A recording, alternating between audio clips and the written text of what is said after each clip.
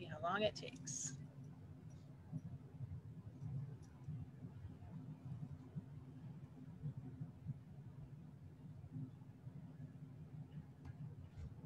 Okay, we should be live now. Happy Tuesday, everybody. Welcome to A Branch of Laurel's interview. I am Ashaksi. I'm from the Kingdom of Ontir. And my guest tonight is from Artemisia, and her name is Mistress Gilliana. And she's a member of the Order of the Laurel and of the Pelican, and also a baroness. And you guys differentiate between landed and... Right. Well, it's all court baronage, but previously landed baroness of Arnhold. That's the one with the moose. And I'm just landless white trash. So the best job there is, because there's no meetings. No meetings with that job. It's great. I just get to wear a thing. Anyway, we usually start these out with your SCA origin, how you found the SCA, what drew you in. So I happen to know my sister's not watching this right now, so I get to say whatever I want, and she'll yell at me later. But it's mostly her fault. When she went away to college, she ended up somewhere that had an SCA group, and she got involved. And this was very weird to my mother and very cool to me. So I wanted to join up. This was, I was in St. Louis, and she went to Kirksville in Missouri.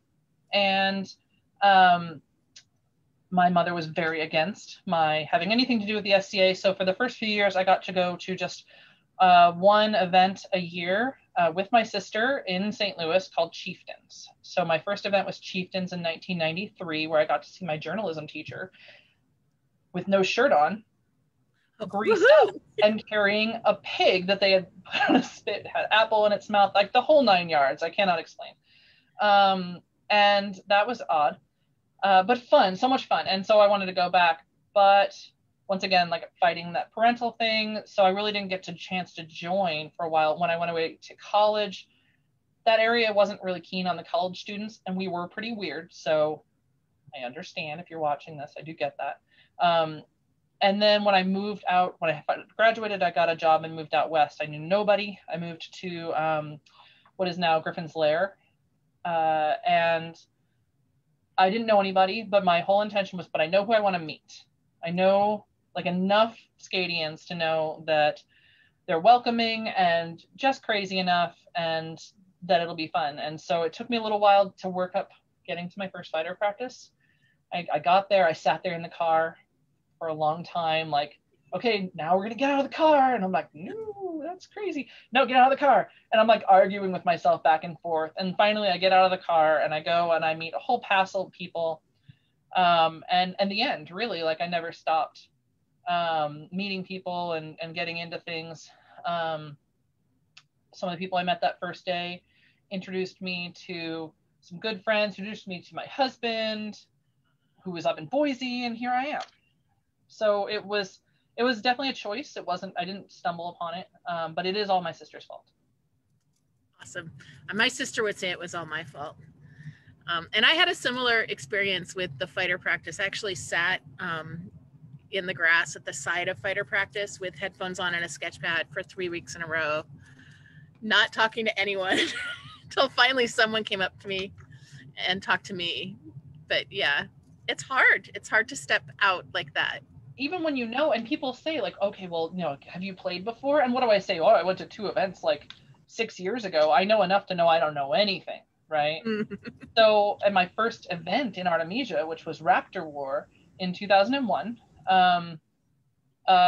my good friend who introduced me to my husband, so that's Antonia D'Alessandria, which is Varyagov's wife. Okay. She got her Pelican. The heck is that? Like, I don't know what's a knight. I know what a knight is, of course. I don't know what a Pelican is, or a laurel, or anything else. So I didn't want to admit that I knew anything, because I was pretty sure I didn't know anything. Yeah, that's a safe way to go. Yeah. So did she become kind of one of your first mentors? I don't know if mentor is the right word, or just good friend. She immediately adopted me. It turns out, so we met on a friend's couch. We were waiting for him to get ready to go to a party because I was 20 and that was a thing I still did. And it took him 2 hours, 2 solid hours to take a shower and put on some clothes.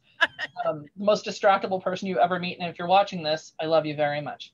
And in that time we were talking and she said, where are you from? You know, I just moved, where from? The Midwest, where? Missouri, where? Like it kept drilling down. It was like St. Louis, I'm from St. Louis. She's like, oh, where in St. Louis? And I'm like, where in St. Louis are you from, Elizabeth? Because like no one else would care.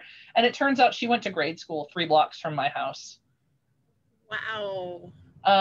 So, and then we just chatted for a really long time on that couch. And she just decided that she was going to take me under her wing and hook me up with her best friend. And so, yeah, I mean, mentor, yes, but it wasn't like teaching me a lot of the ins and outs of the SCA or a lot of crafting or anything else. Just being a great friend, really. It was more like grabbing your hand and saying, let's go play. And let's go play, yeah. With you. Yeah, for sure. She was the gold key up here, so she got me some clothes because mine were like, let's just go with questionable. And so on. So she did help in a lot of different ways to make sure I was able to play. That's super cool. And she does a lot of arts too, right? Yes, for sure. She is also, well, she was a Pelican that day, right? Right. And then she's gotten her laurel, and hers is largely fiber arts and fief holding, and fiber arts through fief holding. She has a lot of sheep. I heard that. That's very exciting to me. A lot of sheep. Yeah, it's weird, but you know what? Yeah, it's fun. It's like, ooh, free wool. Yes, we have all the filthy wool you want. Do you want to help shear a sheep? I will help you. Like, it's an educational opportunity, not I really need somebody to hold this sheep still. I'm doing something to benefit you by having you come help me with sheep. That's the best kind of trade. Like, you get this great experience, and I really need you to hold that sheep. And sheep are wily and crafty little dudes. Yeah. That's for sure. So, what craft did you start out with? What art did you kind of start out with? So I actually started out with calligraphy and illumination. I had taken a painting class in college, and I went to a engineering college. So when I say I take a painting class, don't have high expectations. You got an A if at the end of the semester you turned in a painting. But I really enjoyed it. It was fun. I was working with oil paints, blah, blah, blah. And so I came up and I'm like, oh, how can this translate over here? And I started looking into the illuminations and stuff. And I've never done an oil painting since then. I don't even remember anything about that. But I started doing illuminations and calligraphy. Got pretty into it and then burnt out. I burnt out. It took me, I'm going to say like 13 years. But right as I was getting kind of well known for that was when I started into the pewter casting stuff. Really started like deeply into that. And so the illumination kind of tapered down. I really enjoyed it though. Mostly kind of all sorts of styles, but I liked the 14th, 15th century type styles. So. And was pewter something that someone you knew was doing, or how did that come along? Almost everything I'm going to tell you will start with who I'm blaming, because I very rarely started on something on my own. So I went over to Varia's house. I was underemployed at the time, and she started work very late. And so I'd go over in the mornings just so I could say, hey, go in her workshop, do stuff. And I come in and she's doing something with something. And I'm like, what are you doing? And she's like, here, hold this blowtorch. And by the way, we have no left-handed gloves in the entire shop. Anyway, and so I'm watching and she's doing some sort of casting and I have no idea what we're doing. And so finally she showed me what she was working on. She had gotten a hold of some soapstone, was doing like this double-sided plaque with like a Viking ship on one side. And I forget what was on the other side.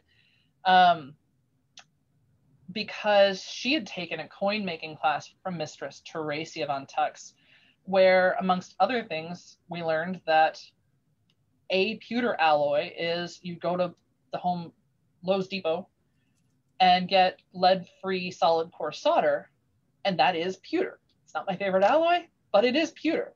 And so finally she's like, oh, I've never known where to get pewter. And so she had been working on this for a while and started being able to pour. And so I was super intrigued by this and wanted to play, but had no soapstone. So I actually, we had a collegium come up soon after that, and Sir Kian was teaching a class on making soapstone lamps, like the old Viking style, like dish oil lamps. Oh, yeah.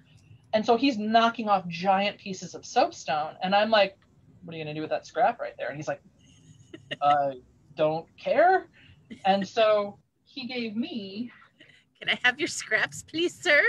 Yeah, exactly. So true. So I got these two little scraps right here. And I you know, these are clearly just a chunk off of a block, and I cut them, and I didn't even know what a sprue was. I didn't know anything. I'm just pouring pewter down on top of the pattern. This is terrible. Don't do it. But my first little bits here, and I had fun with it. And so after that, I had to figure out where to get soapstone from and where to get pewter from that wasn't, you know, what my options were and so on. So a lot of time has passed, and I've done a bunch of that. So it just kind of built up. But I started off by doing like, oh, hey, like I can do a thing. Were you going to do a plastic pony bead for that site token? Cool, let's not. Like, here, and I'll donate, like, whatever. Like, let's just. So I totally bought my way into the site token industry of Artemisia. I don't make money on this, by the way. So that was what started me on that one. So it was all Varia in our shop, just kind of showing off like, hey, I'm playing around with this and don't know what I'm doing. And learned that she had a hole in her countertop that melted metal will just go right through. If your foot's underneath it, you'll find out. Ow. Like we learned so much. We learned so like that was the wrong type of gas, and why do you only have right-handed gloves? And we've learned a ton through the time. So yeah, that was a good time. And then I learned a lot more when I went back to St. Louis and was just like, oh look, I made a thing to my sister, and learned a lot because they did a lot of pewter casting, and so I've been able to kind of up my skills through them as well. And does your sister still play? She does. Mistress Kara Withers of the Barony of Three Rivers. She is largely a weaver. Oh, ask me about weaving, and guess who I'll be blaming? Any guesses? I think it's her. Who do you blame for wood carving? I don't have a, well, okay, two things. One, I don't have a strict blame for doing the block printing. I've only done a couple of those. It's a lot of fun though. I took a class at Penzic, and I don't remember who taught it, but she did a great job, and she did a good job giving like, here's all the materials you need and the tools, and then some basic trial and stuff. When I want wood carving, general wood carving advice though, Rosamond Carver, who moved to Loveland and betrayed me and moved away. She has always been my go-to, and even if I don't have a question from her, I'll start carving, and I can just hear her voice in my head going, have you sharpened those tools? You need to sharpen those tools.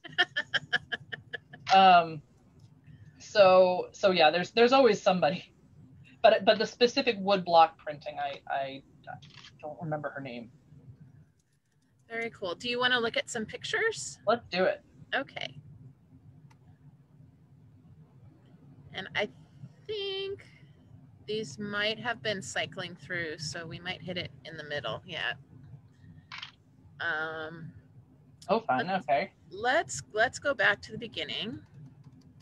In no order whatsoever, really. Like, and some of these you may come up with, I'll tell you if they're not mine, because there are definitely pictures that may have been from people who've taken classes from me or students or what have you.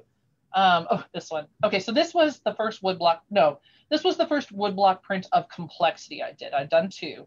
I did, you know, you do like a leaf or something, and you're like, okay, well, I've done one leaf, so let's do this entire scene. This is how this works.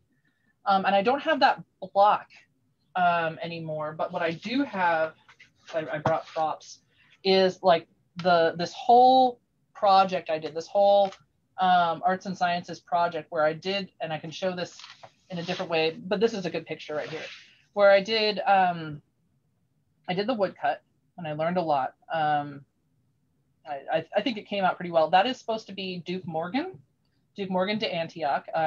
If you know him, that's clearly his cup, usually full of gin and tonic. That's definitely his floppy dead chicken hat.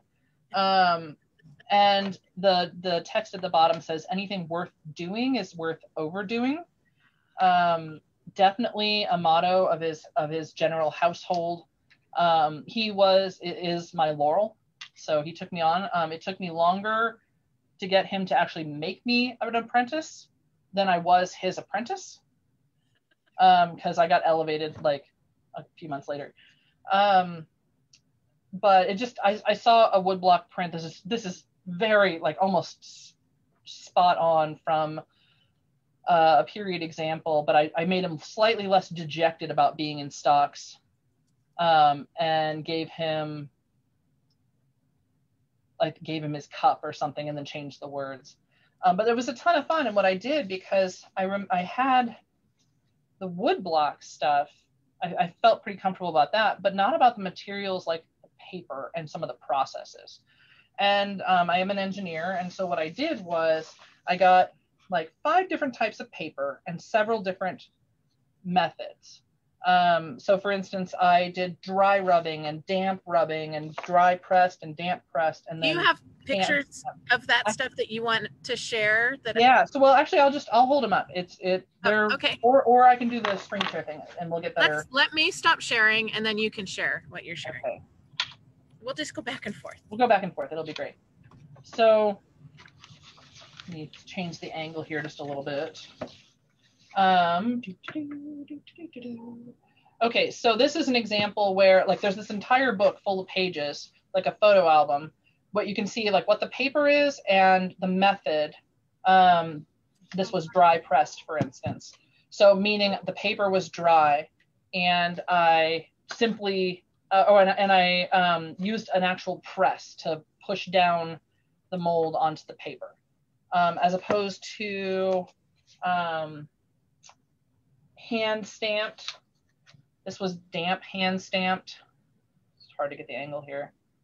And this was, that was dry hand stamped. This was damp hand stamped. I don't think I got the paper really wet enough to be a good difference between that. And then like I said, different types of paper. If anyone's thinking about doing stamping, I don't know what they did in period. I have no idea, but don't use pergaminata. This isn't going to work out. Certainly not with the same ink. Like I think this is still sticky, honestly. Like this was years ago. It does not work. So I think that, I know I really liked this one, the Strathmore Vellum Finish paper. This is damp pressed, probably one of the best methods I got. And then I did a few extra where I cut them out, because in period they would do illustrated, colored in, right? But you don't want to like have to have high skilled color inners. So you just have where you got like, here's this, and you print it out and you like cut it out, and like you're like, okay, put this on there, and then just paint brown in this section, right? And then paint green in this section. And so that's what I used to get this. Oh, wow. Plastic over it. But this right here, I've got another one right here, signed by the Morgan himself. So yeah, by his grace himself. So anyway, it was this whole experiment, because anything worth doing is worth overdoing. And I've done one other, and if you want me to, I can just kind of segue. Sure. So I finished that one, and then one of the things that I have done is I've held a series of events called that started with an event called 1348. I'll talk more about this picture here in a second. 1348, a very bad year. If anyone following along has not been to one of my events, 2 things. 1, that's when plague came to England, and 2, we will kill you. 100%. And so this series of heavily plague themed events, where basically you didn't get your site token till the end, and you got a different one depending on whether you lived or died. And So I did 1347, or no, 1348. And then like 3-ish years later, I did 1349, which was also a bad year, which was German themed. And my plan was for this woodcut was to make this like the picture for the event, you know, on Facebook and things and stuff. That didn't go well. I took on too much, and I actually got this picture finished like 7 years later. So this was used for 1347. It All Begins, which was Italian themed, even though they're clearly wearing not Italian coat hardies. So this was the Baron and Baroness. This is Sayura and Fernando, who were Baron and Baroness during 1349. And then, but the scroll was given out by Varia in 1347. Awesome. So anyway, this was a ton of fun. This was where I tried to do some of the foliage and that sort of thing. Got a little moose skull in there. This was a mistake. Like, I cannot explain the level of mistake that this fabric here with the dots in it and the fracking diamonds was. That was not good. I will not be doing that. Did you have to leave the little dot in the middle raised? Yes. Oh, yes, that's you do. super fun. Yeah. So yeah, anything you see here has to be left raised. So carving the diamond, but somehow leaving the dot in the middle. The diamonds would have been like enough, but the dot in the middle was super special. And you can kind of see where I gave up on his tunic here. I'm like, we'll do some, but no, I'm done. This was done like 4 or 5 years after this one was done. You like go in and put little dots in by hand later. I could. And they totally did. They would totally like, whoa, like totally like their face or something, and then go in and figure that out. And then here is the actual block itself. 3D is hard. You can see just a lot of the little detail. This is cherry wood. They recommend a fruit wood, really dense grained. A lot of people also use linoleum. I try to use period materials up to the point of insanity and then stop. So for instance, I did not use a period, and people have done it, and I don't have it ready, but like I didn't use period methods for stamping, for putting the ink on, that sort of thing. I still have modern tools for that. The more you get into something, the more I typically try to gravitate towards something more period. So this was fun. It was a ton of fun, and I want to start my next one, but it took me a little bit because my husband, somebody was looking for lumber to make a chicken coop, and he gave away the rest of my cherry. Oh no! So I purchased more, but I haven't gotten back to it. I need a little bit of inspiration. But that's a fancy chicken coop. It was just one plank of cherry, and he gave like a bunch of spare wood, which I wanted gotten rid of, but not the cherry. So I've labeled this one. It's like got a Sharpie on it, like leave this the heck alone. This means skull and crossbones on it. Exactly. So yeah, those are the only woodblock prints I've done of any significance. I don't remember where my first one went, like the one I made at Pennsic. But I had a ton of fun with those, and definitely need most of the stuff. I need some sort of reason for, you know. And so 1340, whatever year it ended up being, was a great reason to do it. Yeah, there you go. That right there. So I wanted to carve, but I have had enough in my childhood of sticking sharp chisels into my hand because I'm an idiot. So I wanted to do it safely. And plus, remember, I have the voice of Rosamund Carver in my head going like, okay, your hand can't go there. You need to sharpen your tools, safety first, et cetera, et cetera. So I wanted a way to secure my carving and be portable, and not to secure it by holding it and then chisel into my hand. This resolution isn't good enough to show you any of my scars, but I really was very dumb. And so this was actually a cutting board that had a drawer part of it that my husband got, I don't know, it was on a shelf for a long time. And I went to Woodcraft and played Find That Shape, and found this, you can sort of see it, this clamp that it's a wooden clamp that you can put bigger, you know, or smaller, put something in it, and then you just take this wooden lever and just push it up a little bit, and then it's clamped in. And then I secured the clamp to the cutting board essentially. And then it was portable, really portable. And then that drawer, I stored all my tools in there, the current project, the rest of the clamp when I was going. And then I put a leather strap on it. Yep. So I could just haul it around with me. So it was really very convenient. There's no excuse for it to take that long for me to finish up that. Well, okay, I could say kids or whatever else distracted me, but no good excuse. That's the coolest setup. I saw this picture and I was like, wow, it looks super, like you hand built this super pure craft. It really was like 3 things. It was that the clamp, and the clamp was most important. I could have done it just a clamp on a piece of wood. And I really recommend this because safety first, really, really. Also sharpen your tools. But everything else just kind of came together. It was a clamp, the drawer, and a strap. And you can see right there, Rosamond, you can see there's my sharpening stuff right there in the outside because I was sharpening my tools. Yep, that's it right there. I don't know who's watching this, but someday for posterity. There are people watching. Everybody always is afraid nobody's watching. Oh, I know there are people watching, but I don't think it's Rosamond. But still, her ears are ringing. Just in case. So yeah, you can see some of the progress along the way. One of the things I learned with the first one was to leave the outer details till the end because that edge is very vulnerable to chipping. And you chip it off and it's gone, right? So I did the columns at the very end.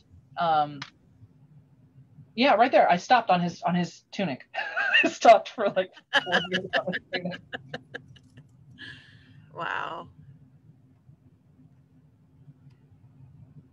So here I was drying some that I put together. I only did like several from this one. I could always do another run, but I just wanted some to be able to like give out thank you notes, and I gave some to Baroness Varia to do scrolls on if she so chose, which she did end up using them. Awesome.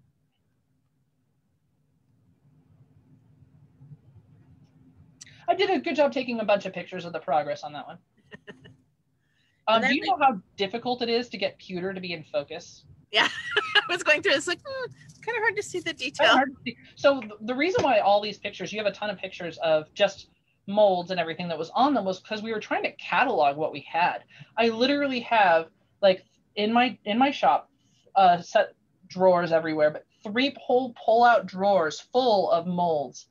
And those are the ones people didn't belong to somebody else that they took home. Wow, these are terrible.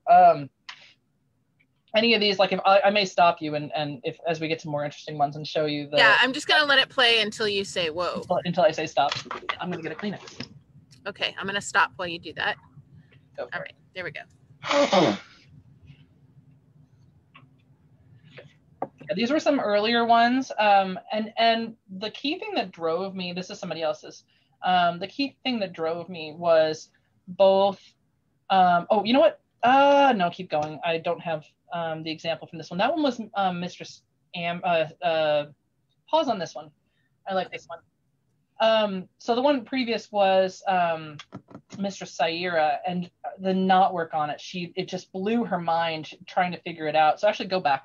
Can you go back one? Yeah, of course. So you can see there's actually 2 molds here that are that same sort of knot work. It's a Carrick mat, I believe is what it's called. And one of them she worked on so hard. So she tried so hard and it didn't work. And then she just finally, like in this scream of rage, just stabbed it like 50 times and then just moved to the next side and just started carving again because she learns a lot of stuff. But like once the rock is gone, it's gone. You can't like uncarve the rock. Right. So trying to get where something's in front of something else it can be difficult for people to conceptualize. I actually have a class I teach where I just put some Play-Doh in a frame and pretend it's soapstone so they can see in like big detail me carving something and then giving it that depth. And you have to kind of do it 3D, but in reverse. In reverse, but and that's hard enough. Like, okay, this thing's in front of this thing, so I'll carve the one in the one in front. I'll carve it deeper. Right. But now the one in front then goes behind and not work. Like it was in front, well now it's behind. And so trying to do it where it gets deeper and shallower, and then this one's deeper and shallower. She had a hard time with that. So I'm so proud. I'm so glad she got this one. And because it's not mine, I don't have an example on my board. I have a whole board here I put together from like my 50 and 50 challenge yonks ago, that I put out at demos and stuff. So I don't have that one, but she did a great job. So this one, I really liked these. So this was still some of my early work. And let me find it here. The A was something I gave out to my, I'm gonna take over here. Oh, you have to stop sharing and then I can share. Oh, okay, sorry. Hey, no worries, we're learning here. Okay, go. So it's real simple. It's not a complex piece. Let's see if I can get it in better. It's better focused than that. It's a simple badge right here. You can see the scroll work on it is very reminiscent of the sort of details on the edge are very much like the sort of scrolls I like to do with the white work. But these I gave out to my retinue when I was Baroness, and I had a large retinue because I was also pregnant when I stepped up, and I needed people to not only help me do the baronial things, but hold this while right. I trusted people to be able to help with the baby when I couldn't. So anyway, this right here, I put a North Star on it, which is our award for kind of people who are traveling and kicking butt. And then a horn on there just to kind of like, you're my voice, you need to herd cats, like let's get this going. And I really loved the way that this turned out. This was, I think, one of my first pieces that I just really felt like it turned out how I envisioned. Just to give you an example, and I feel this is very, very important for people to see, and I've got more to come in terms of where I went, but where I started from. So I swear to you that this is a tree. A tree is part of my device. It's the main part of my badge. I now have a badge. And that is totally a brain with some ganglia on it. It took me years to figure out how to do a real tree. This was the first piece I ever carved. The second piece was a little bit better. This was our kingdom. It doesn't come out very often, but we've got a moth, very old, unused award called the Award of Paws. That is for dogs who are being excellent dogs. And so we wanted to give a little dubis, put a little hole in it to give out to the, put on the dog's collar. So I gave some of those to the kingdom. And then this was like the first ever event thing. This is it was a staff badge for people who helped out at a raptor war. Nice. So you can see the letters in there, which was cool. I'm not sure if I can convey how thick this is. That's really thick. Because there was so much learning, right? And then you take, some of the details there and you look at this one. I was really pleased with how this came out. And so I put, threw it on the ground. And then I think I like glued pin backs on them for people to be able to wear. So that was a fun one. The other one on there I did for a friend. I've done like lots of tokens for people to give out, like at Laurel's prize tourneys or just thank you gifts or whatever else. There's tokens for all sorts of reasons. That cat one was for our Kingdom Seneschal at the time, Mistress Juliana. We have a group. I'm Juliana. She's Juliana. We were both kind of in front of people at the same time. Coat hardies, glasses usually, like long hair. Definitely didn't get us confused. Very confusing. So Gomez did this one, traditional pilgrim shell. Let's pause here for a second. Go back. So sorry. This was one of the first ones. In fact, actually, if you want to stop sharing, I'll show the focus one. You could, any guesses as to what the skull things were for? No guesses? Involved the plague? Oh, okay. So this was straight from a book called Pilgrim Badges and Pilgrim Souvenirs and Secular Badges by Brian Spencer. It's a really great book. And they labeled this the man-faced owl. And this was my first try at trying to do something very thin. It's like the complete antithesis of that Raptor War badge, because in period they were very thin, and it's easier to carve them thick, but it costs more. And I mean, and that was the same in period too. It costs more. So this was a badge for Raptor War as an actual site token, and so it's got a little mouse. Yeah, a little mouse that in its feet. Not sure if I can show that well enough. And we soldered on little pin backs to it, and that was the first time we played with soldering. That did not go well at all. I may have thrown things in front of people whom I love in a fit of rage, and then stalked out of my own house to go across town to be like somebody who knew this stuff, and I'm like, how do I do this? It was Sunday, and he was like, I'll show you, come on in. And I come back and I'm like, we got the wrong tools, let's fix this. So learned a lot there. Not much sharing.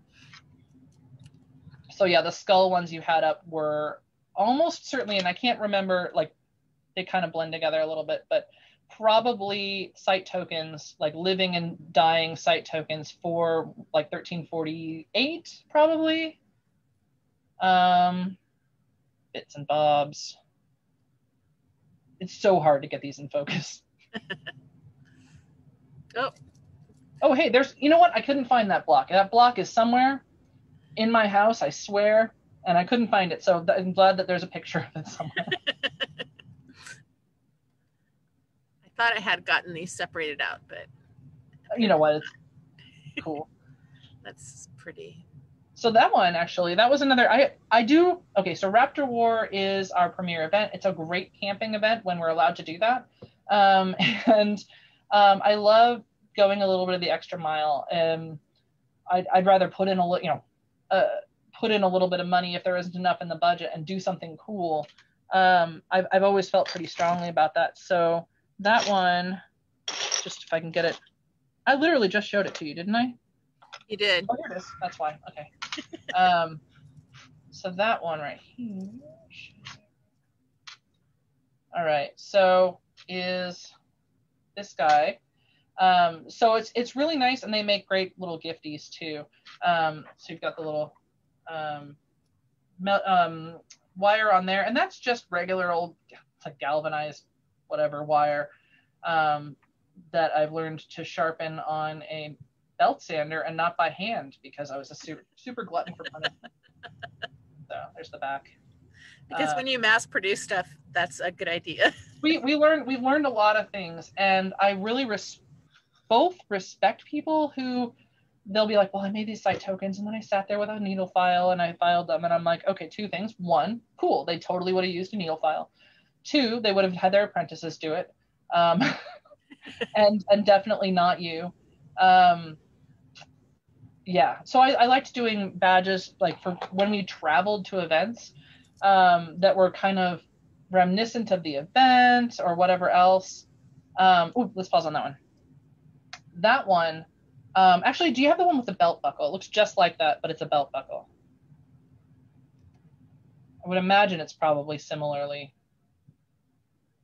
That's all right. We can go back to the other one.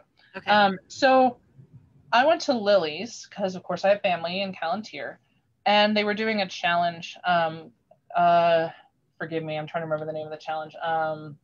It was a clothier's workshop, basically to make an entire set of garments for their majesties from the beginning of the event to closing court. You have a whole team to do it, but it's all like a whole set of clothes for both of them because somebody had run their mouth off and was like, there's no way you could do a whatever in 48 hours, right? And they're like, we can and we will. So I show up and they had done a belt buckle, they included belts in here, and they'd done a belt buckle, and it's very similar to this, and I'll show you both. And I'm looking at the belt buckle. So here's the buckle itself. Should I stop? Yeah, good call. It'll always look better if I show it on the big picture. This is not especially finished. Obviously, there's a lot of flashing and stuff, and it doesn't have a tongue. But here's the belt buckle. Sorry for the crinkle there. And I'm looking at it, and there's a hollow in here. And I say to my brother-in-law, whom I love, how did you get the hollow in there? And he goes, well, just look at it. And I'm like, I am looking at it, and I really want to know how you got the hollow in there. It's not a helpful answer. And he's like, we'll just look at it. And I'm like, how about I shove it up someplace unpleasant? And he finally decided that his life was worth more than that. So he showed me the mold. And so here, and this is straight out of Museum of London dress accessories. And the key is, that's backwards. The key is this piece of wood that sits in the mold. It sits both in the mold and out of the mold. And the other side, there's a little bit of a depth to the other side. So when you close it up, the metal can pour all the way around the wood, and then you pull the wood out and it leaves this insert. And then of course you can put the belt into that and then rivet it down. So wow, my mind is just blown. It really was. It was super mind blowing. Really but cool. I was so furious with him because he was like, just look at it. And I'm like, I have looked at it and I don't understand. And you will tell me what I want to know. Or you will not like the consequences. I am not thinking out of this box that I'm in. You've got to help me. So here we've got this, the matching one that is the belt end. So that's the picture you showed. That's the belt end, and so that sits in there. And this one I made, it's really too shallow, so I really have to shave the belt quite thin to get that to go in. So here is on my belt the belt tip riveted in, and so on. That's really cool. But you can, I don't know how well you can see, but I had to skive the belt quite a lot to get it to go down to like, it doesn't show up too bad. I managed to get that reasonably well, but it was infuriating. Here's an example of the belt and belt tip with the hole in it. Wow. It's super fun, super interesting. And I'm really glad that somebody showed me, because honestly, seeing something like that and holding it and being able to turn it to different angles will get something into somebody's mind so much better than a picture or a nebulous comment, Jack. So this is something I really like to show off. And there's actually a lot of different ways I use wood inserts. This is definitely the most like authentic that I can document, but they use a lot of doweling to make intentional hollows in pieces. Wow. Yeah. I've never seen that before. So thank you so much for sharing that. That is so cool. It was a lot of fun. I really enjoyed it. As soon as I saw that, I was like, I'm going to go do that now that I've seen that. Actually, let me pause and show one other thing really quick. Okay. So I mentioned that the people especially my family, my sister and brother-in-law, his name is Jack of Tanyard. He's also a Laurel, have been very helpful and encouraging. And then also Fernando Rodriguez de Falcon, I think it is. Anyway, he's a Laurel in pewtering. But I was at their house at one point in time, and I saw this piece here. This is not my preferred form of rock. This isn't anybody's preferred form of registering things at all.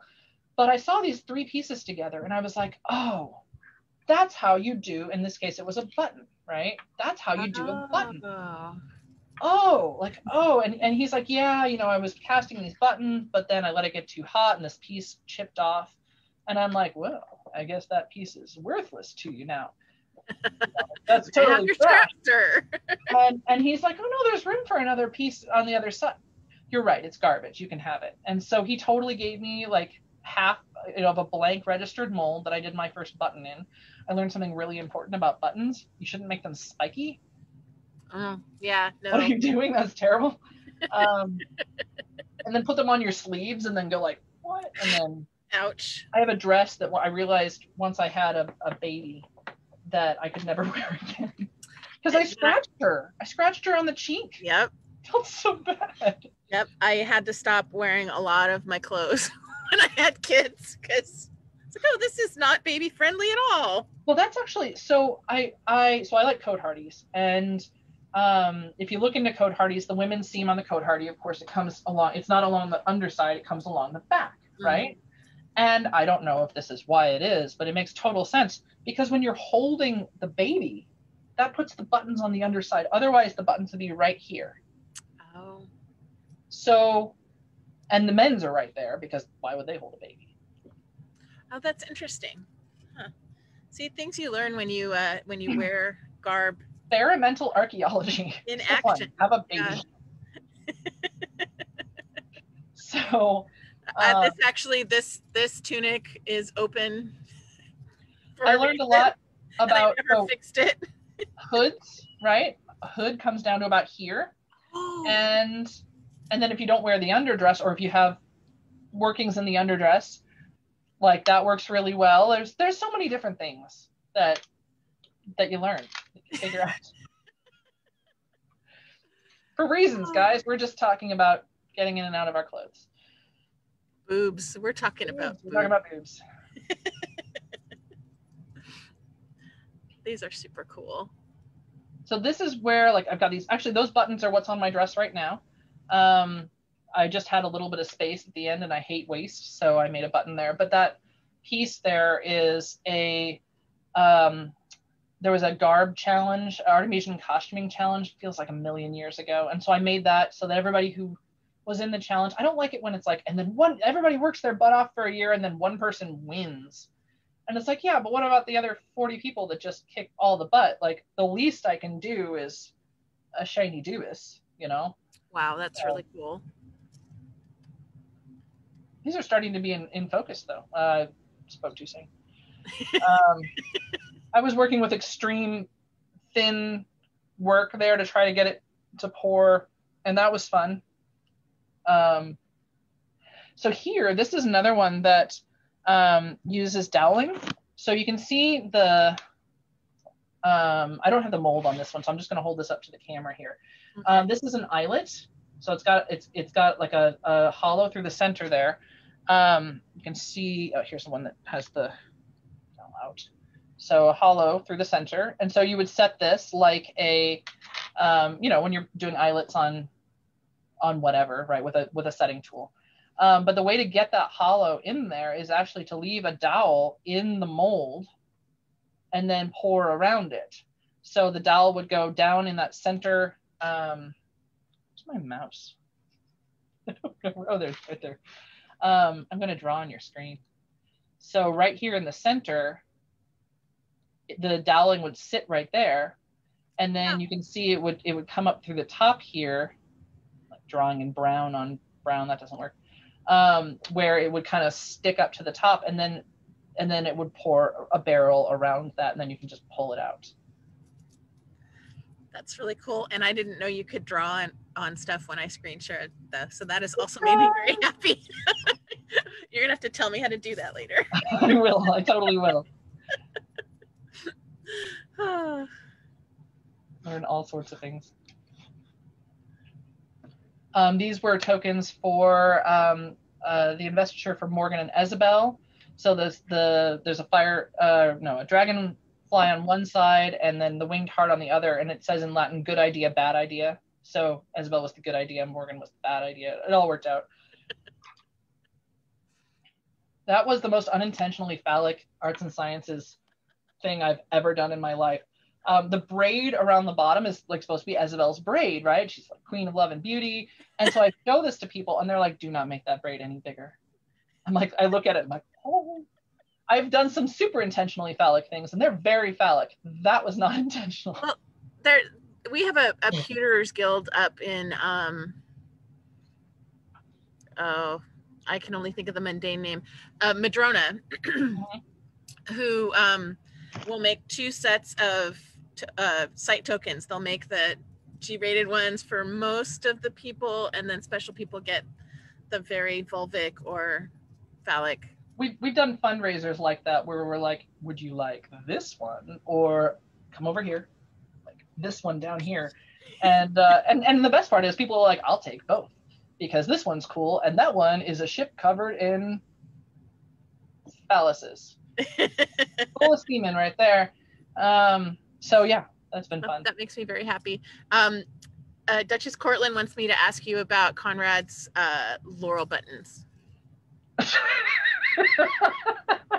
Okay, so I have a lot of good friends, and I will do whatever for them. But when Duke Conrad got his laurel, I was approached by some friends down in Loch Solon about could I get some of the laurel buttons, and I'm sure I've got an example here, but I'll show it off. It's a domed button. It's got a laurel wreath on it. Like, honestly, it's pretty much what you'd expect.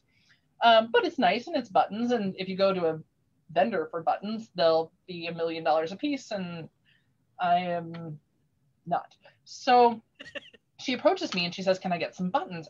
Now, I just want you to know she was also working on his garb. This is important because I made an assumption. And I'm like, of course. How many do you need? She's like, could I get 100? I'm like, I can get you 100. It's for his laurel, right? How much do I owe you? It's my contribution, right? I assumed that those buttons were going onto his garb. That was not the case at all. And so like they show up and there's all these people in these gorgeous dresses all covered in laurel buttons. I think there was one laurel button on his garb, maybe like 2 or 3. Yeah, this still keeps popping up. People will show up and be like, oh, I made this new dress. Look at these nice buttons, right? I'm like, freaking A. So yeah, 100 buttons, which honestly they pour pretty quickly. It's the finishing of them to make sure that like the shank is nice and smooth and all that stuff that took a little bit of time. Next time if you want 100 buttons, I'll pour them for you and you can finish them yourself. Oh, that's a good idea.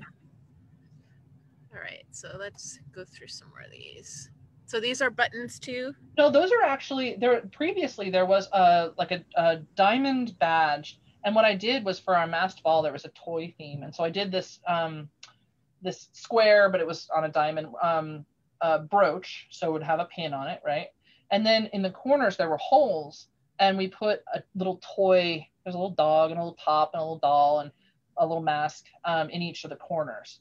And so there's like just 1 million people in my living room and kitchen with hammers and like tink, tink, tink, tink, peening these over because you had to assemble each one. So that was, do I have that one? I almost certainly do. Yep, here we go. Just a second, stop share. I'm really glad you had help on that project because that's a lot.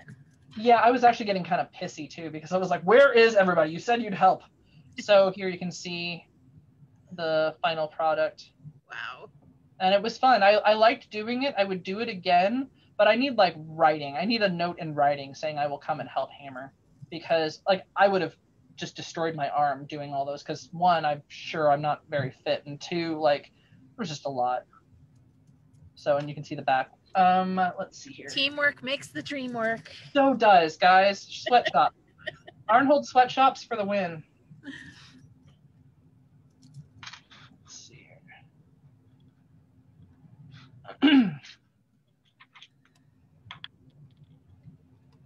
I think we're getting this switching back and forth thing. Yeah, no, we're totally we're totally good at that.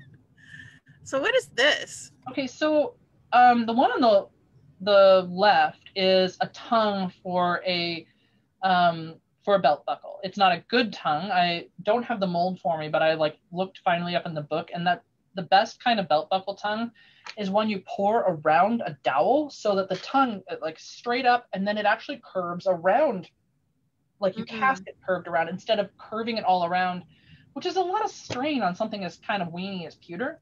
Yeah. So it got a lot of cracks in it. I also found so a lesson in pewter casting. The sprue, which is the funnel that gets the stuff into the mold, right? It serves 3 purposes. 1, it gets the metal into the mold. 2, it kind of helps get some packing to get it down so it's in the details of the mold. And 3, this is very important, it provides an intentional weak spot, a thin spot that, because your pewter, when it cools, it's going to contract, and somewhere in your mold there's going to be a weak spot. So you want that to be in your sprue where you're going to bust it off anyway. That piece is long and thin, and while there is a slightly thinner spot where the sprue meets the the tongue of the belt buckle, I guarantee you it is not thin enough. And that right there was why I did not make belt buckles for so long, because it just enraged me that I couldn't get them to pour in such a way that there wasn't just a crack somewhere in it, you know, and you try to bend it, and then that, oh, well, there's the crack, I found it. So yeah, I have found a better way, but only like in the last year, where my husband was like, I need all these belt buckles, and I'm like, but the tongues suck so bad. And then I looked in Museum of London, and I looked online and found like, oh, right, you just do it this different way and shove a dowel in there. You do it correctly. Do it correctly, and it's great. So, yeah. And then is this other the one on the right, is that a ring? So that was a ring, and not my favorite of the rings. That was actually a ring that has a little griffin on it. I did a series of coronation tokens. Yeah, here we go. Of coronation tokens and other Duvises that were rings, and they were simple enough. Perfect. They were simple enough where it would cast flat. So that was for Gareth and Sorsha, for instance, and then you'd bend it around a dowel. Well, you'd cast it, then you'd really smooth it out, because that's all anybody wants is like razor sharp edges on your finger. And then you'd smooth it out and you'd bend it on a dowel. And usually I'd make a couple different sizes, so like one for, you know, the smaller fingers and one for the larger fingers. This was for someone in, I'm sorry, is that Anciora? Who's got that? I can't remember. I'm the worst. I'm sorry. Yeah. And then this, fail. I think this was the first one I did. This was for Rafe and Cassandra. Cool. And then you just bend it around a dowel. And so I tried to do the same thing with this, but it's upside down. But one, I just didn't, yes, that's a griffin. Let's see if I can get it to focus. But it's not like a very obvious griffin. And I made this for Sir Sagan when he got his Griffin of Artemisia award. But I wasn't super pleased with it. It just wasn't enough room. It felt like a beginner effort. But I'm glad I was able to do something for him. I haven't played a lot with rings. There's detail in there that hasn't driven me to do more with. I actually have done more where you poured the ring around a dowel. Mm-hmm. You actually have the ring around the dowel. That seems like it would maintain integrity a little better. It would maintain integrity a little bit better, but it was still kind of a pain. Here's one that was folded, but it's been kind of squashed. So you can see. I have an entire board down here that's got like just a bunch of work that I've done with little Velcro bits on the back. And then the board is covered in felt. And so I can just stick it on wherever I want, which is really nice because I have that up for demos. And then I can just talk, you know, through a lot of the stuff, because you only bring so many molds to demos. But then they don't fall off. So. Okay. And stop share. There's a lot of pewter. I hope everybody's settled in to see a lot of pewter things. All right, so we'll go back. Oh.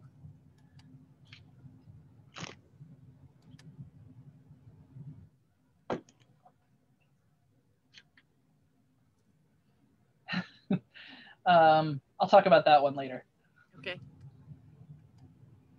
The tent specifically. Okay, so this is one where I tried to do another type of belt buckle. I'm trying to decide if I've got any of the bits of that here. I may or may not. Where you have examples in Museum of London where it's just two plates and then with a forked spacer in between. So then you combine all these and then you solder it, which remember, I didn't know how to do very well, so that was special. You solder those three pieces together and you end up with a belt, in this case, a belt end with a hollow space in that you shove the belt in and then bracket it down. The nice thing about this, okay, this was never done in pewter that we know of. It was typically copper, but who cares? I do pewter. The nice thing is now I know how to do this, and it's not too hard. It is nicely interchangeable. If I wanted to do a new face to it, I could just do a new face and not have to have the whole complex structure of it. Oh, interesting. I've really gotten into, and there's more examples later on of pieces that the complexity of it is reusable, where that belt buckle can only be that belt buckle. If I want to change the face of it, I will forever deface the original belt buckle to put something new on it. Whereas if I could have something where I put a new piece of rock on it and have a design on that rock, and then it pours a different design, I have gone a lot towards that, and so we'll see that later on. But that right there is another belt end, and I've gotten much better at soldering. There, right there. See that little ship? That was a fundraiser. Oh, yes, it was. I can see that now. And those are totally sailors on there. That's all you need to know. And the one on the left, what has a sheep, which once again I will talk about later. Okay.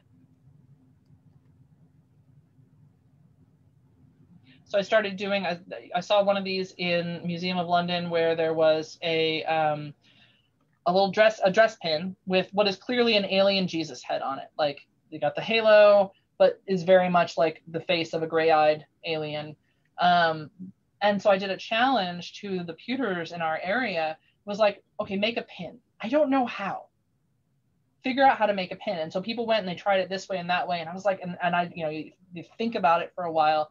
And so this was what I've been teaching since then, where I have one side that has a channel for the pin blank to sit in that's been tinned. You have to have some pewter already attached to the end. And then you can see there's like a barrel around where the pin will sit. Surely, I have this exact one.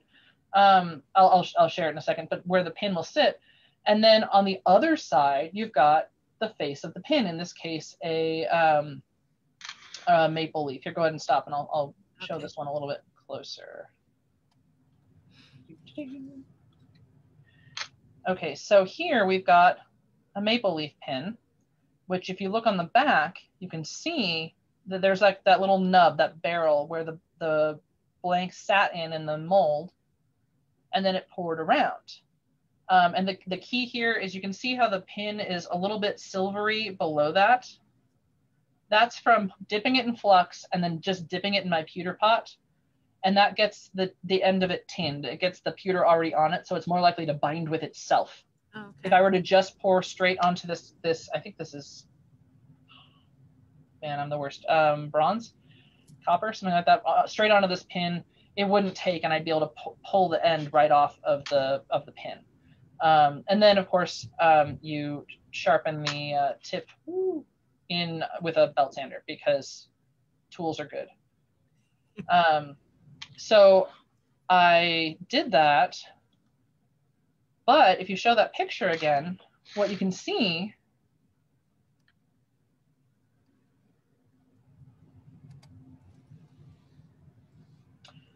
do you see? I'm gonna draw on your screen again. Awesome. And I'm not even going to tell you how to do it. Do you see this this marking on right here? That right there is a marking that says if I turn this piece around and I did a design like this with a sprue like this, it could pour to that same back piece a different shaped pin. Wow. So I have a pin that's a shell, and I've got a pin that's a maple leaf, and I've got a pin that's a mask, and various different pins, because I can take the one piece of technical difficulty I did on the left and keep putting a new face on it as needed for whatever the project or gift or whatever it is. That's super cool.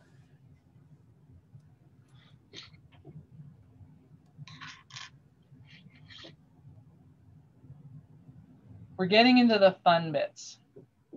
So yeah, so this right here, the bigger piece on the right, and you can see a bunch of them off in the background, is part of this. This is, it's a pitcher, and it was based off of a medieval cruet found in like Whaley Castle. The cruet was much smaller. It was like this big. But I decided, I saw this and I was so excited. I was like, I'm going to make that. And it's going to be so awesome. Da, da, da, da, da. I do not have the skills for that. So I actually went on to a different one first and came back to it. But this piece right here is 3 different molds. Oh, yeah, good call. It's 3 different molds. So this piece right here is a mold. And this piece is a mold, and then this piece is a mold. And I lied to you, this is actually also a separate mold. This piece gets bent and shaped quite a lot. This one gets bent a little bit. So it's 3 different molds, but, and I don't know that I'm going to share down here now that we've seen the bigger picture. But the bottom actually has different faces. So here you can see a male and female laurel. The male in here is my husband. He is a musician.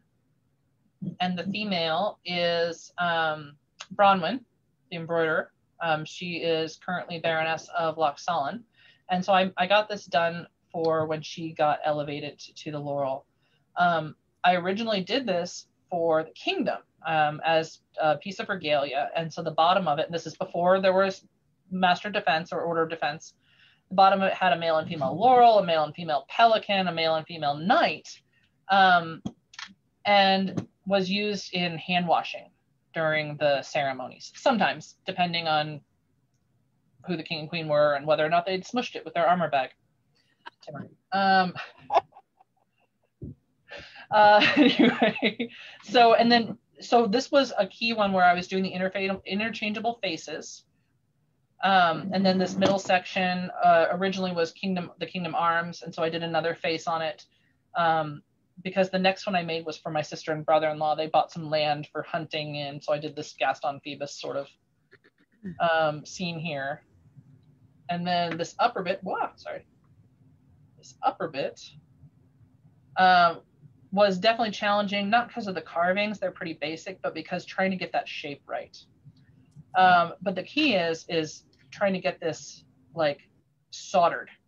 So you can see inside the solder seams for each of these sections. And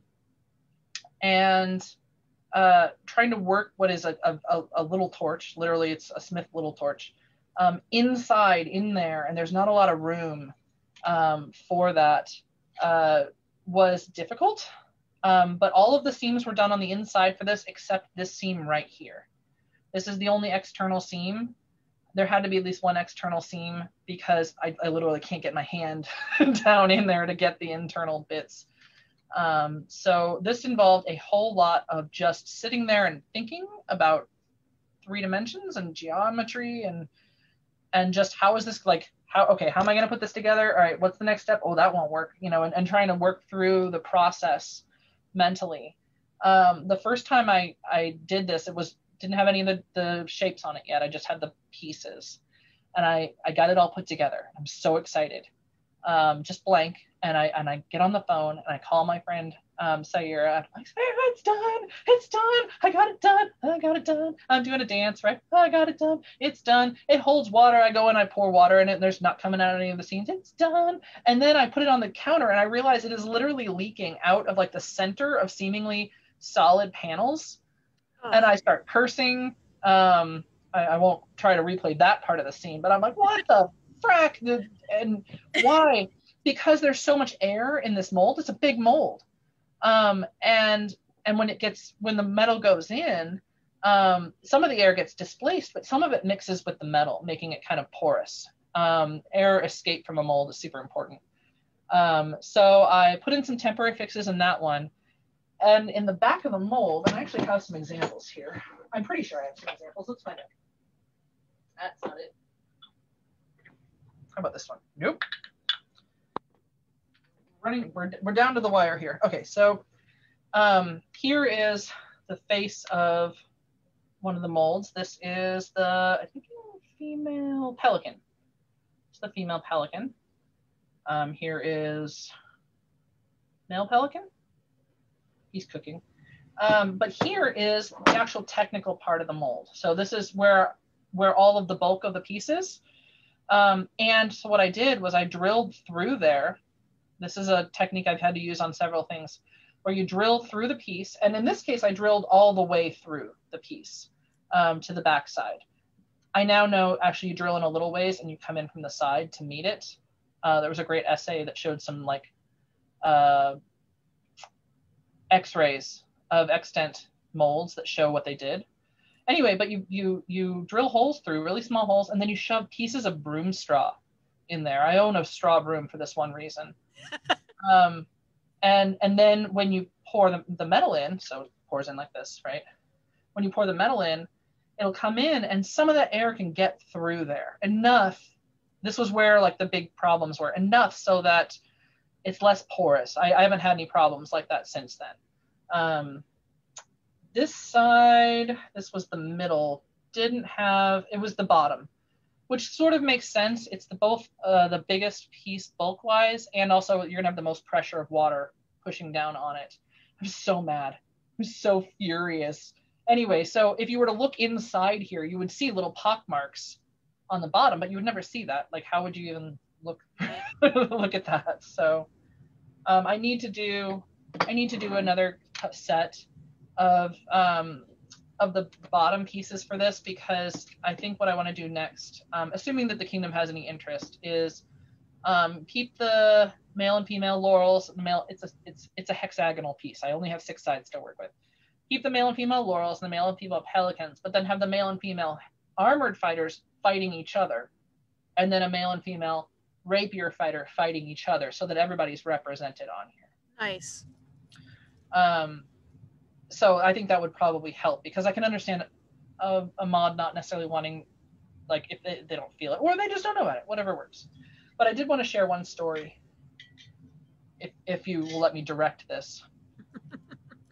So the base of this is mostly me. I figured I could put a maker's mark on it, and these pieces are huge compared to like these tiny little pieces that I've done drawings on. Like, this is such a huge canvas, right? So anyway, so I've got a tree on there and an otter, tree and the otter, that's mine. And then a sheep. Sheep, there's several different places where sheep plays in. I've got a couple here I'll share. I can already hear you, Sean. I know what you're saying. Here's one that was from a Baron's War, which is the problem. I'm going to stop sharing for a second so I can gesture exuberantly. So when we were Baron and Baroness, we were up there in court and something, and it was like arts and sciences or something. And Baron Fish, Matthias the Fish, and Baron Rearid they're working some shtick in for their summer event, right? And it's Baron's War, and it's the 2 baronies fighting. And Rearid turns to Fish and is like, "You have invaded our land and you've stolen our flocks." And I stopped listening after that. Like, I have no idea what the rest of it was. I'm like, okay, done. So I go back home, and this is all super on the hush. Like, this never got onto our Facebook or into our newsletter or anything like that. But I like went in, I was like, okay, guys, here's what I need you to do. I need you to all go get a bunch of sheep, stuffed sheep. Go buy all the sheep you can find, and for Uprising. And so at Uprising, we had this whole shtick. It was ridiculous. It's on YouTube. Go look up Sheep Rising some other time. Where we were going to stand up in court and do a whole thing and then give all the sheep to Loch Solon. But Rearid and Anna got sick. So Rearid went home with her, so they weren't at final court. And we're all like, no, because we have prepped for this. Like, this has been like months we've been working on this. And but Braden, my husband, is like, Sean, who's Prince, isn't he from Loch Solon? And we're like, oh, he is. He is. And so we're like, okay, so we stand up and we're like, there's all this fighting and we can't, it's tearing our kingdom apart and this whole spiel, right? And I was like, so we're trying to see what we can do to help. And there was grievances. And so we looked into their grievances. And so we have a gift. And Sean, your Highness, Prince Sean, would you deliver this gift for us? And that was, he said what only thing he could have said, but it was his downfall. He said, of course, I'll do this. And so I pull out a stuffed sheep. Everyone laughs. This is very funny. And I hand it to Sean. And he's like, I will totally take this. And then I sit down and the herald calls forth everyone from Arnholden. For the next like 8 minutes, people are filing forward, just burying the prince in sheep.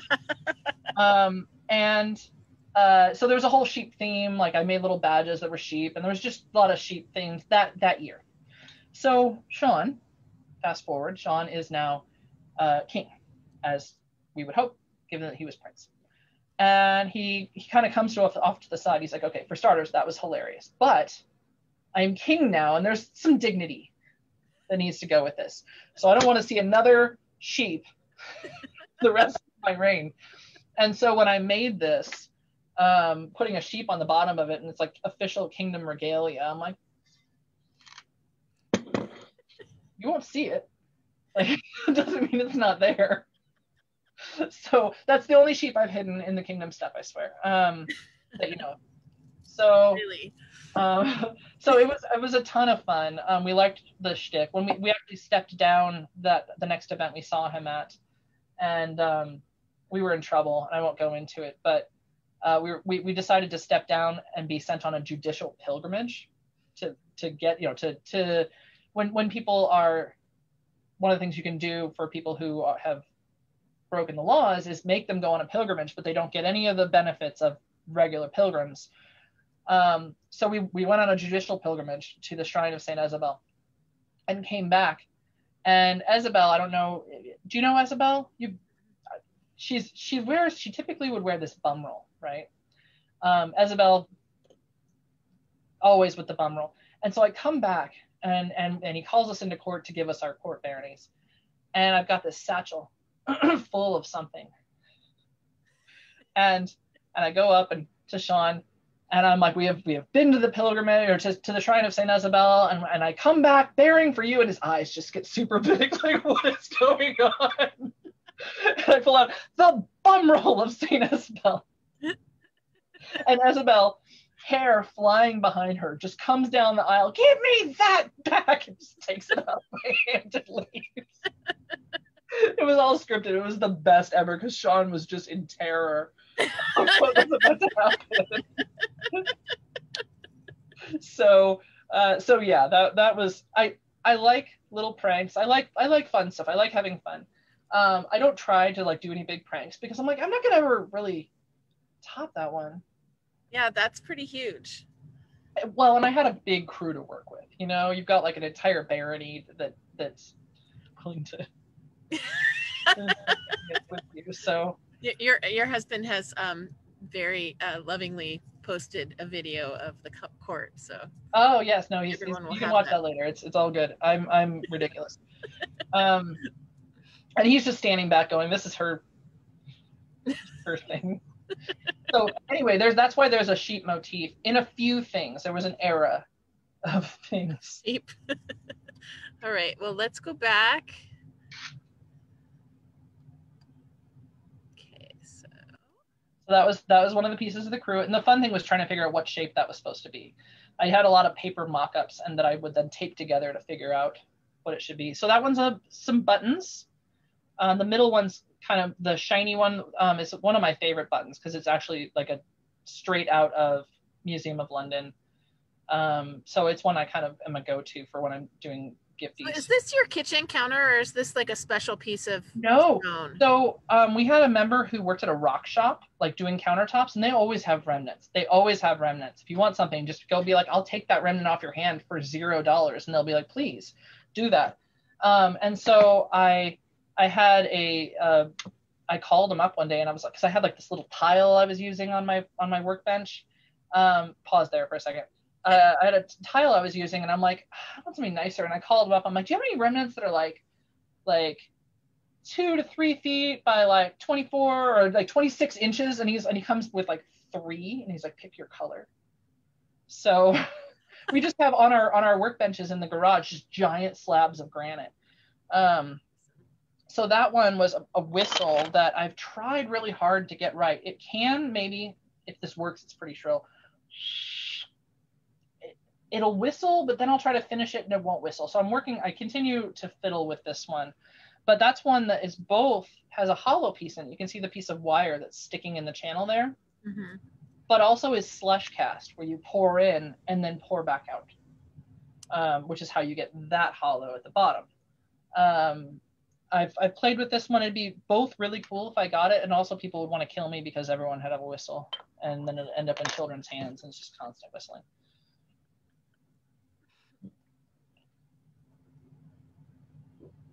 That was another slush cast one that originally I did that mold years and years and years ago, like way early on, and I couldn't get it to work. And because I didn't know you needed to use tin.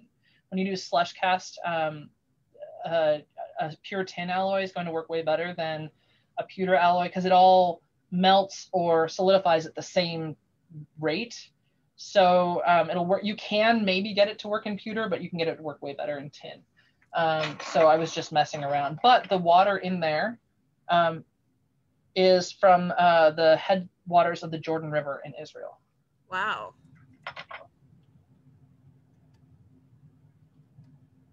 So it's a reliquary. It's very much a reliquary. Definitely miracle working powers there. Just a lot of. I gave her access to an entire Google Drive. That's a spoon that didn't work. That's how not to make a spoon. So this is how to get that right there, that did not work. I'll actually show you. I don't know, you probably have some pictures, but basically they actually have medieval examples. That's not it. Hold on. You want me to stop sharing? Yeah, go for it. So they have medieval examples of spoon molds, but I was like, no, it'll be fine. I'll just wing it, right? Definitely don't need to look at what worked in the past. So we've got a spoon somewhere here. Here's an example of a spoon. So what you'll see about most medieval spoons is that they have a fig-shaped bowl, a hex handle, and that the knop here at the top is the main thing that changes with the style. This is a skull because of 1347, the beginning of the bad years. Anyway, so this right here was my second attempt at a spoon. Spoons are difficult because you have, on one hand, you have a spoon shape. This is not quite the whole spoon shape, but on the other hand, you have not a spoon shape. Carving something convex instead of concave required a new set of tools that I managed to figure out. It's basically to really get this smooth cut here. Is essentially a miter box, which I did not know what that was before I started on this. Essentially a miter box, but for cutting things the long way instead of, a miter box is usually for cutting at good 45-degree angles, but like along the thin side. But I needed something that was wide, that I could cut at a very simple angle because you need a smooth face to meet up with the other piece. So that was a giant flaming pain in the bum right there. But I managed with the miter box to get it where basically I had, there we go, cut away everything that wasn't this column right here. And then I shaped the column to fit in here. And then I carved the spoon piece out of that shape. So this spoon right here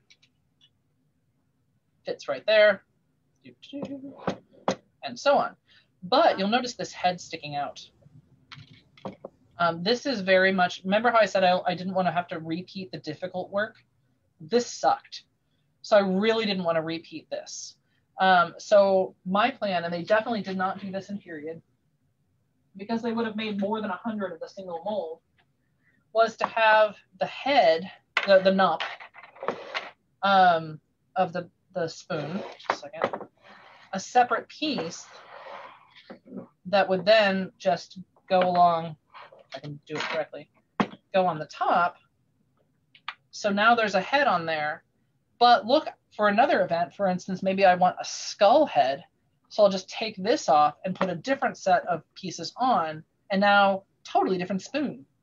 You'll totally pay $5 for this totally different spoon, unlike the spoon you bought, 6 months ago. So this was the skull, which was okay. It was an okay skull. was the best I could do with the space provided. So I did that. And then I also did, for that same event, because it was an Italian event, and in Italy, they were cool with the idea of forks, as opposed to, you know, the rest of Europe. So I did a fork as well, and I was able to use actually the same knop for spoon and for fork. So get that in there. Very cool. So those were the fundraiser for the 1347 event. So that was a giant pain in the bum. And that first spoon, I ever actually got one spoon out of the mold. One spoon that worked, because everyone else was either a diet spoon where there were holes in the middle of the spoon, so all your soup was just, it's very easy to lose weight that way, or the handle would break off, or every other thing. It was very frustrating to get one pour, and then nobody ever again. I did enter that one in an arts and sciences competition though. Like, I got one. I made a spoon. All right. That one right there, that's the one I entered. So, nice. that was the one spoon I ever got out of that stupid mold. And then you do some weaving. So I do some weaving, and that one's my sister's fault, very muchly so. That's all right. She's taught me a lot of weaving, and I view weaving, I do it typically for some event. So for instance, the fabric right there, which this is a remnant of, was for Mistress Sarah's. It's green, and this is a green frame. Look, there's nothing here. I'm not green. So anyway, for her laureling, I have a picture of that in here. Yeah, that right there. Oh, what I really love doing with weaving is I love getting other people involved, because two reasons. One, it's an art form that if you don't do it can be difficult to conceptualize how to bully all of this string into fabric. And it really is bullying. The string does not like you and wants you to fail. And wants to tangle. It wants to tangle, and so all these different methods to get the string to do what you want it to do and not what it wants you to do. But also different technologies. So I have a floor loom. Somebody posted, what do you have an absurd number of? And I'm like, oh, fine. I don't have that many books. Like, I have some, but not an absurd number. I don't have that much fabric, and so on. And finally I'm like, oh, it's looms. Because I've got a 4-harness floor loom that I do most of my, like, a lot of weaving on. I have 2 table looms that are also 4-harness. This was at a museum somewhere. 2 table looms that are 4-harness, a bunch of inkle looms, card weaving looms, and then this right here, which is a warp weighted loom, being technology for like the Norse and everything up to, like, what is it, the 1200s, when they stole better tech from the East, like you do. Anyway, so I wanted this not to weave fabric on, although obviously I wove fabric on it, but to show people weaving fabric on it. This is very portable, because everything there breaks down. The 2x4s on the sides are 8 feet long, so they can fit in the car. The bottom piece is bolted on, which isn't period, but like it makes it very nicely portable. The harness, or the warp beam at the top, you roll it up, and the current warp rolls onto it, and you cover it in a sheet and tie it up till you need it again. And so this is a demo loom that I take to various things, and so I recently took off the previous fabric. This is one swatch of it. I'm really proud of it, not because this is good fabric. This is terrible. Like, here, I'll share for a second. Okay, I'll stop sharing. This is just a basic weave. It's just a plain weave, in out. And you can see areas where there's definitely some tension issues, like where you can see slubs and that sort of thing. But the reason I'm really proud of this is, and this is just one small piece of like 6 yards that took 12 years to weave, is because literally this has been woven on by hundreds of people, like everyone from fellow Scadians to grandmothers and parents and kids and toddlers. wove on this, and their hands and hearts are in it, because I was trying to teach them, like, here's how you turn string into fabric. And you change the shed, and they're helping me run the string, and then I let them use the beating sword to beat the string up into the warp, and they're helping me with all this, and really learning. And then you always have to end it with like a lecture, sort of like, how many outfits do you own? Do you own 2 outfits? Do you own 3 outfits? And like, I got a spiel, right? And then they walk away with that knowledge, and like they truly could hold it in their hands. So even though the fabric is fine, I think that's so important too, because I mean, it kind of dovetails into a lot of modern, slow fashion, and how wasteful our fashion industry is. And I have big opinions on all of it. And I think demoing something like that is huge. And then it also reaches back into women's work and the devaluation of women's work. And yeah, that's a big ball. That's really cool. So yeah, and to get the whole thing going, and then you talk a little bit about, like, the takeover household industry into guilds. Like, the longer you stand there, like, it takes me a while to cycle back around to the beginning until everybody leaves, like one of my favorite events is called, and it's been a while because they put it on hiatus, was our history museum in town.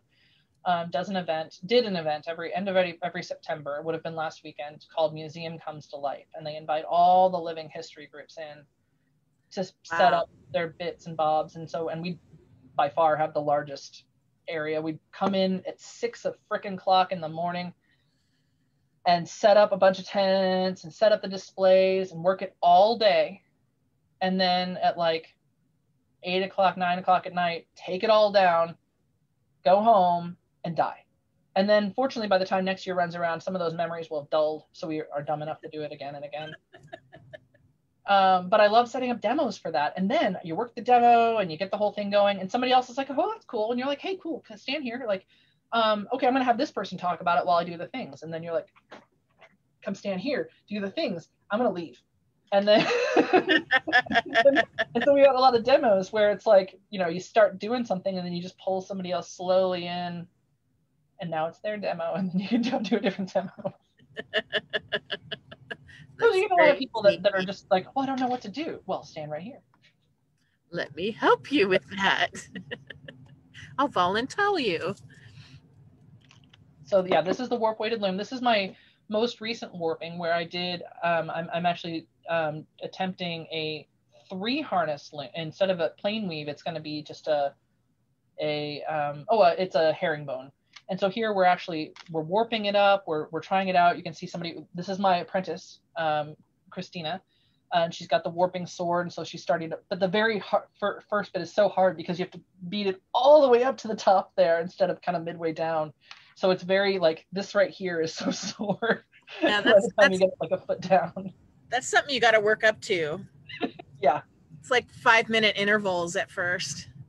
So you can see there's 2 bars across there. Go ahead and pause it for a second. So there's 2 bars across there, and then the beam at the bottom. The beam at the bottom, a third of the strings are going straight down and laying on the beam at the bottom. So they're always there. And then the 2 other beams, you pull up one set of threads, you pull up another set of threads on the second rod, or you let those both go, and then the set of threads that are on the bottom beam are forward. So this is a really cool amount of tech. And what really blew my mind when I was trying to figure out how to work this is that, unlike a modern loom, which I'm not sure how familiar you are with weaving, a modern loom, a string can go through one harness. This string will be with harness 1 or 2 or 3 or 4, etc. But you can easily tie, those are string heddles. You can tie a string heddle around multiple string heddles around the same piece of thread. So maybe you could have bar number 1 bring forward a string, and bar number 2, but not bar number 3 maybe, and get some elaborate patterns in there. We did not do that. But it just, like, that blew my mind. I was like, what? The devil no, that cannot be. So this was super cool to try to understand how to deal with that.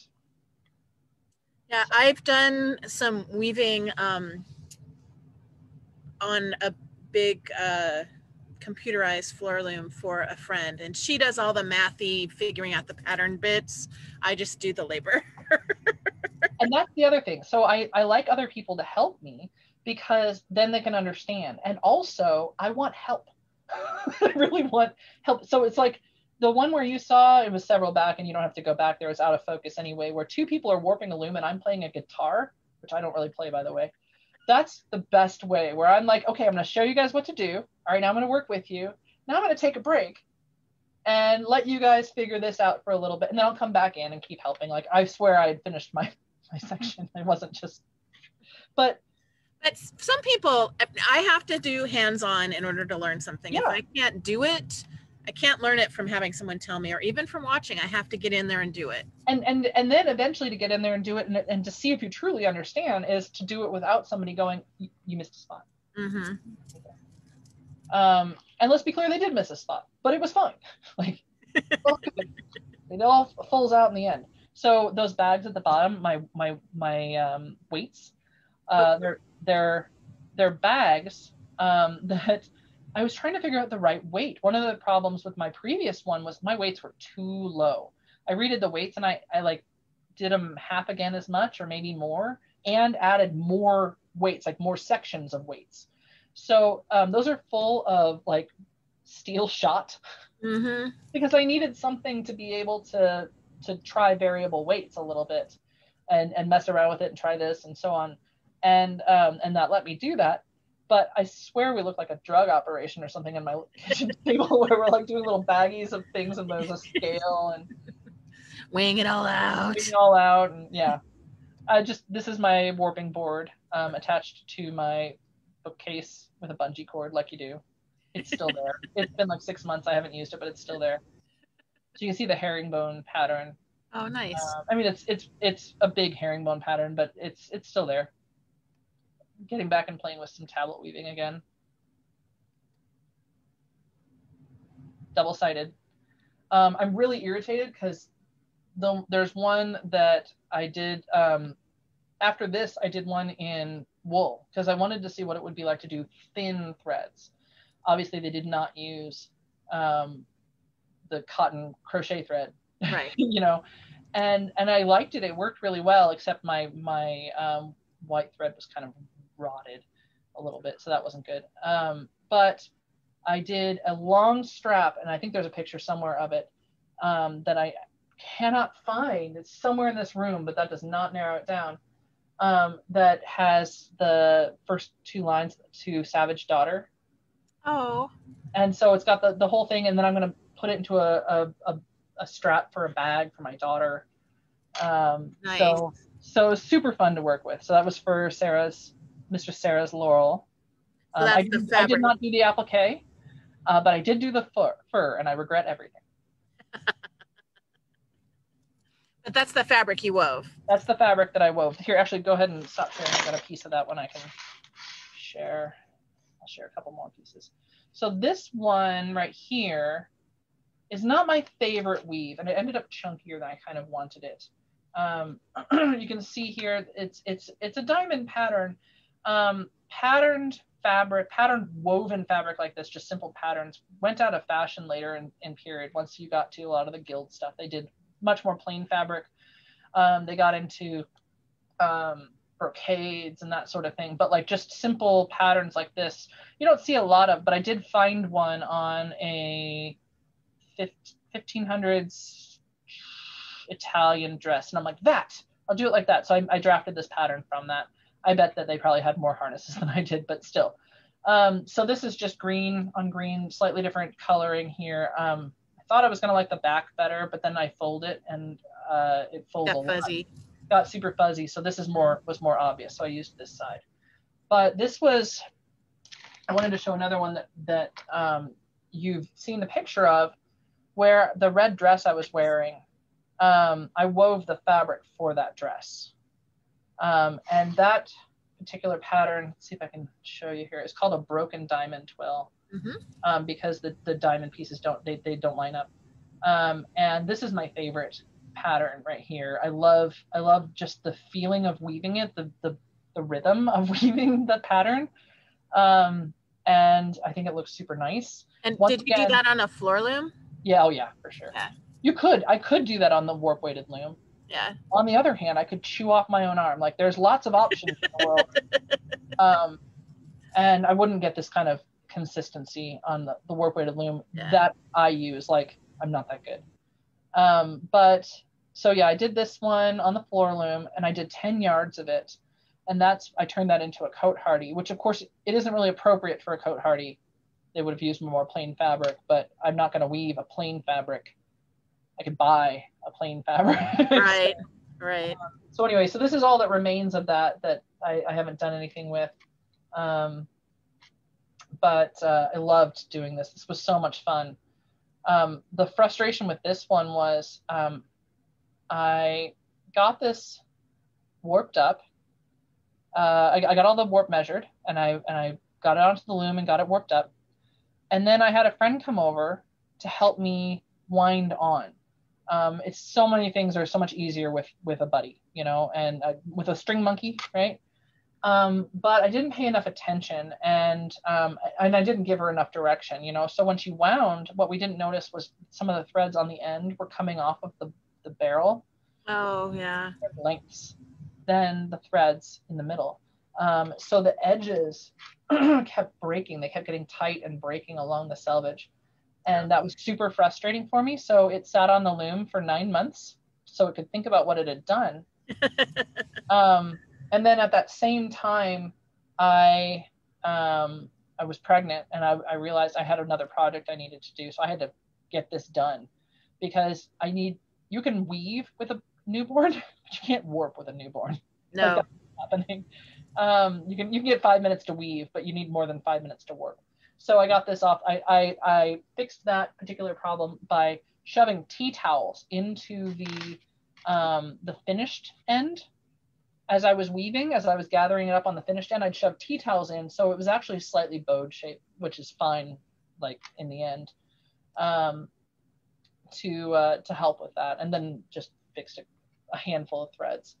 But yeah, and it was one of those necessity finds a solution sort of things, because I was not getting so much thread. Yeah, you can't waste it. And like at that point in time, I was like feeling kind of like I cannot buy all this thread again. I'm gonna make this work. Yeah, exactly. So okay, so I think like we have maybe 1 or 2 more pictures, and we're almost at 2 hours, which is amazing. I like to talk. Who knew it would go by that fast?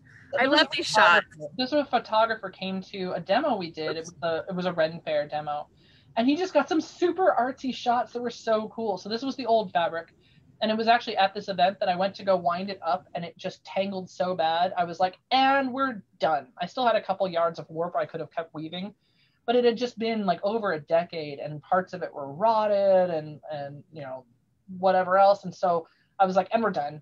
And I cut it off and rejoiced. And you have these nice pictures of it, which is super cool. Yeah, no, he took some awesome pictures. There's one, and I'm sure you're getting to it, where like my hand is like parting the threads because my beater sword isn't wide enough to do the whole thing at once. And so like to get it in halfway, and I just get a whole rhythm, and then a chiropractor appointment the next day.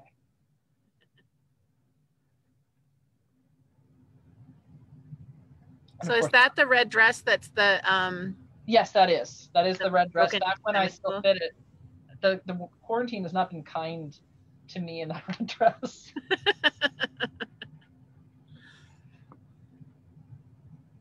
And this is just me weaving, but I actually have pictures of like 3 other people weaving, that he had, like, because that's what I like to do, is just get other people going on. And if you like, you can't see, but like in the background is somebody running, my husband or somebody else running a pewter casting demo, and then somebody else doing a scribes demo, and so on. So I like doing demos. They're fun. I really like doing art with other people, and kind of, I like doing it teaching other people.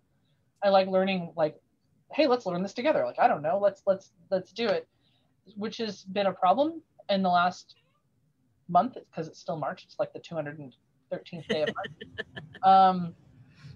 And because we were just getting set up to do this enameling and really learn it together, me and Bar and Christina, who left me and went to California, and so on. And it's like, yes, I can play with it, but I'm so much more motivated to learn something and play with it when there's other people to do it with. Yeah. So I've kind of not. I early on, and we've kind of let it go, but with one of my apprentices, I used my daughter as my model and started to show her how to do my felt boot pattern, and we did a video, and she, you know, asked questions and made comments, and it made teaching a lot easier than just like speaking into a camera. Yeah, that interaction is just super important. It's super important. You know, and you don't know what you're missing unless someone's there to ask you the questions and be like, that or made that's no not sense. a focus, or that didn't make sense, or what tool was that? What are you doing? Yeah. So is there anything that we didn't cover? Because you know, I've just got like, don't forget this story, this is hilarious, and so on. No, not really. I mean, I've spent the last 2 years, I was kind of mentioning that, as Kingdom Minister of Arts and Sciences. Oh yeah. And so that's one of the things that I've really been working on still this summer and stuff, is because we had done an entire revamp of all our scoring stuff, which is not everybody's favorite thing. Some people are just,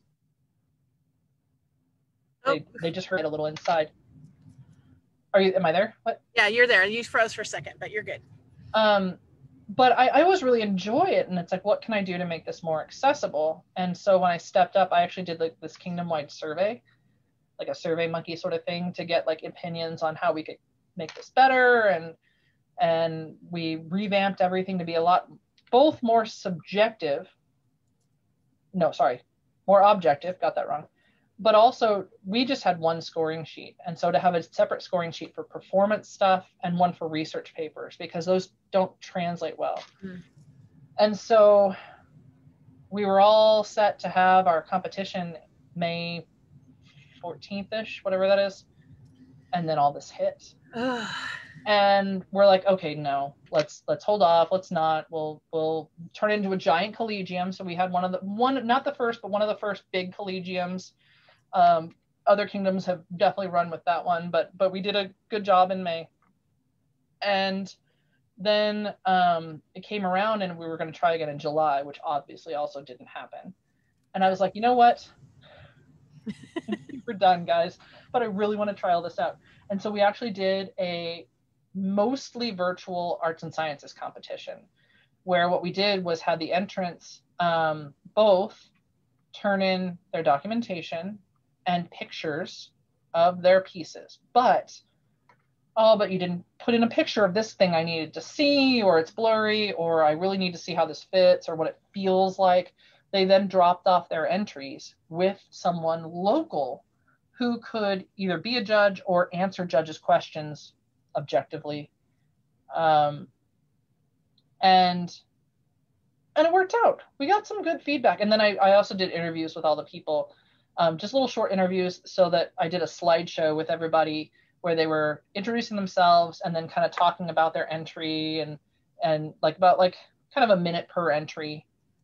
Because that was, people were afraid that like word fame, like, you know, the FaceTime and that sort of thing, that they would lose that. And it is important. And honestly, like, I'm terrible with faces. I'm so bad. But I learned a lot about people I didn't know, and even about people that I did sort of know but hadn't gotten a chance to really chat with. Yeah. Because now I'm right there and here's their name. Yeah. So I think that helped. And then we had everything up on a web page, and so the day of the event, like, we were pretty much done. The best way to do a competition. So I'm done. Here's the answers. Like, I gave their majesties the score, you know, the answers like at noon. Anyway, it was a lot of work and a lot of logistics, which I like doing. Can you accomplish this thing with a spreadsheet? I'm your girl. Awesome. And so with that, then I announced, like, okay, cool. That was the last checkbox on my things I wanted to accomplish, which was a long list. So letters of intent. So Mistress Magdalena will be stepping up after me in November. And I'm really looking forward to that. That'll be awesome. And your husband is coming through with the YouTube link for that. So for awesome. for the Arts and Sciences. The Arts and Sciences. It was fun. It came out really nice, and the people did a great job, and everybody was super brave, honestly. We had a lot of people that were super brave, even if they felt comfortable with Arts and Sciences as a new venue. And so I like making things happen, which is different than doing things. I just want other people, like I will instigate other people to do things. Yeah. The great facilitator. I do. I understand that's why I got my Pelican. It took me a while to like come to terms with that one. I was not expecting that one at all. I may have, when they called forth the Pelicans, said to Timur, "Are you freaking kidding me?" But I didn't say freaking. And I did say it very loud. Way to be graceful. I didn't say fudge. So yeah, which fortunately was Timur, so he laughed. Yeah, that's awesome. Yeah, I think that's great that you got a chance to be one-on-one with each person. One of the things that I'm really loving about doing these interviews is I'm a one-on-one or really small groups kind of person. And if there's more than 2 other people in the room with me, I'm missing 95% of the conversation because I just can't focus on that much. Mm-hmm. And so I'm actually getting it and hearing people and getting to know people, and it's wonderful. And I really, really appreciate you.